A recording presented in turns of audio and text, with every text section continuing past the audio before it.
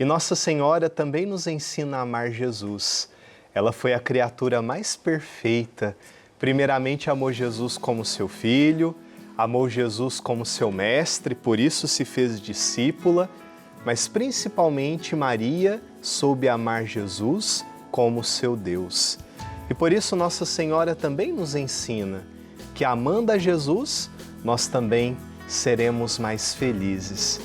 E, claro, a Eucaristia é para nós este centro da nossa fé, onde nós encontramos a presença de Jesus no mistério da Santa Comunhão, da palavra proclamada, mas também no encontro da comunidade de fé.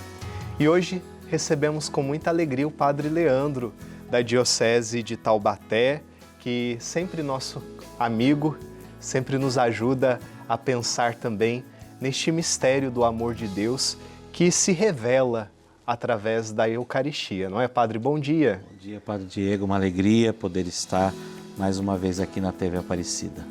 Que bom, Padre. Nós já falamos um pouquinho, né, sobre os ritos iniciais, né? A procissão de entrada, o beijo do altar, né? A introdução da Santa Missa, o sinal da cruz e o ato penitencial. E hoje a nossa ideia é falar um pouquinho sobre a liturgia da palavra, né? Esse momento tão importante que nos introduz também no conhecimento de Deus, não é? Padre, primeiramente, após o ato penitencial, qual é o próximo momento da missa? Principalmente pensando na missa do domingo. Sim, pensando na missa do domingo, que já é uma solenidade pela sua natureza, né? Todo domingo é uma solenidade, independente do tempo litúrgico em que a gente está, porque é o dia do Senhor, né? É o dia que o Senhor fez para nós, é a nossa Páscoa semanal. Por isso, no domingo, nós temos o hino de louvor, né? Após o ato penitencial, esse hino antiquíssimo que está introduzido dentro da liturgia, que é um hino a Deus, né? Um hino, sobretudo, de louvor ao Pai. Aliás, toda a missa é uma oração de louvor ao Pai, e nós elevamos esse louvor ao Pai por meio do Filho Jesus Cristo, na ação do Espírito Santo, né? Toda missa é um culto ao Pai.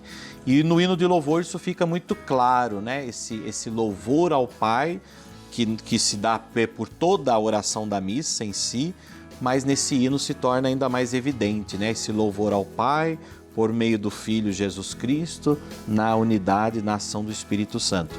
E por ser um hino de louvor, ele é cantado justamente nas solenidades, né? No domingo e também nas outras solenidades que têm, vamos dizer, o mesmo caráter do domingo, né? E apenas no Advento e na Quaresma que nós omitimos o hino de louvor, né? Aos domingos, como sinal também de preparação para as alegrias, né? Do Natal e da Páscoa. E terminado o hino de louvor, nós temos a chamada oração da coleta, né? Que se chama coleta justamente porque através dessa oração o sacerdote ele coleta, ele recolhe as intenções dos fiéis e apresenta a Deus através dessa oração suplicante que é também sempre dirigida ao Pai e por Jesus Cristo na unidade do Espírito Santo, né?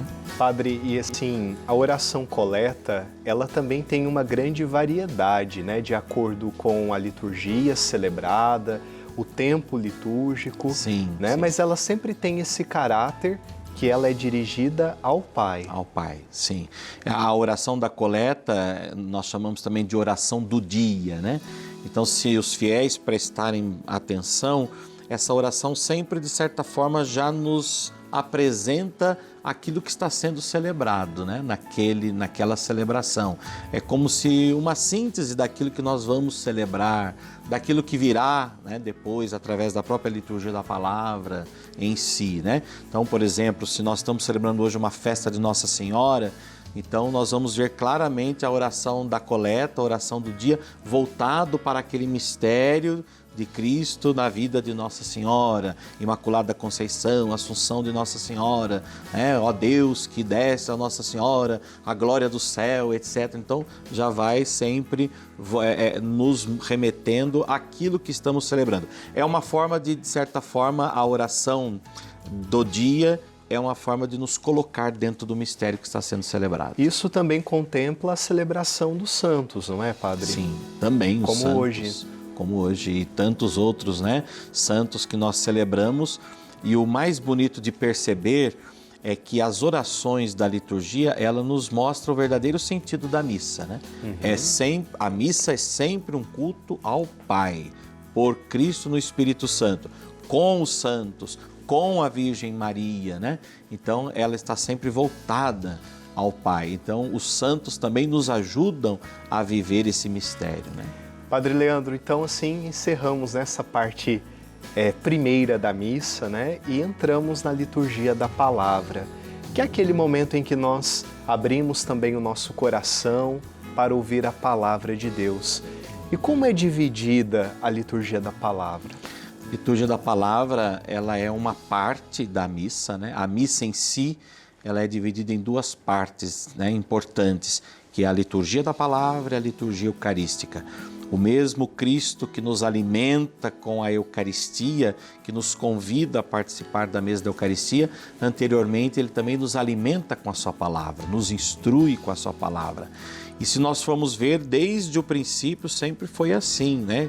Quando os discípulos passaram a se reunirem para a fração do pão, para a celebração da Eucaristia, eram sempre muito fiéis aos ensinamentos dos apóstolos, à doutrina dos apóstolos, né? Aquilo que a palavra, né? Sobretudo o Evangelho, né? As cartas, enfim, tudo aquilo que os apóstolos nos transmitiram como ensinamento para que nossa ida até a mesa da Eucaristia seja de fato uma aproximação consciente. E a palavra de Deus então vai nos instruindo. Dentro da liturgia da palavra, nós temos ali a primeira leitura, o salmo, né? Quando é domingo, né? Ou alguma solenidade, temos também a segunda leitura e depois o evangelho, a homilia, né? E ainda as preces dos fiéis e a conclusão, né? da liturgia da palavra com a prece dos fiéis. Então, a primeira leitura é sempre tirada do Antigo Testamento, né? Porque o Antigo Testamento é, de certa forma, o prenúncio daquilo que se realizará por meio de Jesus Cristo. Jesus é a palavra que se encarna e que realiza a promessa de Deus, promessa que foi feita pelos profetas. Então, quando nós ouvimos a primeira leitura, sempre temos que ouvi-la já em relação a Cristo, como aquele que veio para cumprir aquelas promessas que estão sendo ali anunciadas. Então, de certa forma, nós vamos ver isso se realizar no Evangelho, né? Mas a primeira leitura sempre vai nos mostrar justamente esse prenúncio, né? Da obra de Deus, da promessa de Deus que se realizou por meio do seu Filho Jesus Cristo. Então, a primeira leitura sempre tirada do Antigo Testamento, com exceção do tempo da Páscoa, né? Interessante, no tempo da Páscoa é o único tempo litúrgico em que nós não temos nenhuma leitura do Antigo Testamento, sempre do Novo Testamento e dos Atos dos Apóstolos. Justamente porque após a Páscoa, né, após o Pentecostes, os apóstolos é que vão, de certa forma, realizar, né, toda a obra de Cristo, a obra da igreja. Então, durante o tempo pascal, nós sempre ouvimos na primeira leitura esses ensinamentos dos apóstolos, atos, literalmente atos, as ações dos apóstolos no espírito do ressuscitado, né? E o salmo, que é sempre uma resposta, né? Por isso, responsorial, ele deve ser sempre uma resposta de toda a assembleia diante daquilo que foi ouvido, daquilo que foi proclamado. Por isso é muito importante que o salmo seja, né, recitado ou cantado, mas que haja a participação dos fiéis, que os fiéis respondam, né? É uma forma de responder aquilo que ouvimos, não só responder com os lábios, mas responder com o coração, com a alma, que aquela palavra que foi acolhida, aquela palavra da qual nós nos alimentamos, seja agora então também provoque em nós também uma resposta, né, de louvor a Deus, né? E a segunda leitura, né, aos domingos e solenidades, sempre também tirada do Novo Testamento, aí sempre do Novo Testamento. As cartas dos apóstolos, né? As epístolas assim chamadas, que também nos encaminham para o Evangelho. Todas as leituras que antecedem o Evangelho, eu digo que a primeira leitura, o Salmo e a segunda leitura, nos encaminham para o Evangelho. Quando então, por isso nós ficamos de pé, né? Porque então o Evangelho é a boa nova, é a palavra de Jesus, é o próprio Cristo, né? Porque a missa é uma ação não nossa, a missa é uma ação de Cristo, né, Padre? E por isso, então, eu costumo sempre dizer, no momento do Evangelho é o próprio Cristo que nos fala, é Cristo nos falando, é Cristo nos instruindo, né? É a grande boa nova que é anunciada a todos nós. E nós devemos ouvir de pé, mas ouvir também com o coração aberto para acolher aquilo que Cristo tem a nos dizer, né? Tem a nos instruir. Eu costumo sempre chamar a atenção do povo a isso, né? Muitas vezes nós procuramos, queremos tanto ouvir a Deus, queremos tanto um discernimento de algo que queremos alcançar, queremos tanto, às vezes, uma manifestação, às vezes, de algo mais extraordinário, sobrenatural. Glorioso. E nós nos apegamos a isso e nos esquecemos que em cada missa o próprio Senhor age, o próprio Senhor nos fala. É Ele mesmo que está ali, através dos seus ministros, como seus instrumentos, nos falando, nos orientando, nos formando, nos ajudando no discernimento. Então, sobretudo no momento do Evangelho, né? Ficarmos de pé e ouvirmos o que Jesus tem a nos dizer. Bonito, né, Padre? Bonito. Principalmente quando percebemos que é comunicação, né? A palavra de Deus, antes de tudo, é uma comunicação. Ele que fala ao nosso coração. E depois temos então aquele momento das preces. É o momento da participação da Assembleia, não é? Sim. Terminado, né, o Evangelho, temos a homilia que nos instrui, né? É uma forma que o sacerdote tem, né? O padre tem também para nos atualizar também dentro desse mistério, chamar-nos a atenção para algo que aquela palavra nos disse, mas depois a resposta também dos fiéis diante de tudo isso, que foi anunciado, refletido. As preces é a participação da Assembleia diante, né, daquele mistério celebrado e daquela palavra também que se faz vida. Aquela palavra não é uma teoria, né? O Evangelho não é uma teoria, o Evangelho é uma pessoa. E essa pessoa é Jesus Cristo, a Boa Nova, e por isso ele se encarna na vida, ele conhece os nossos sofrimentos, ele conhece as nossas necessidades, ele conhece aquilo que trazemos em nosso coração. E as preces é uma forma então de apresentar isso a Deus. Mas é interessante também pensar que as preces não são preces individuais ou individualistas, né? Mas são preces da comunidade. É uma comunidade que reza, é uma comunidade que não pode só pensar em si mesma, que não pode ser indiferente também aos sofrimentos dos outros.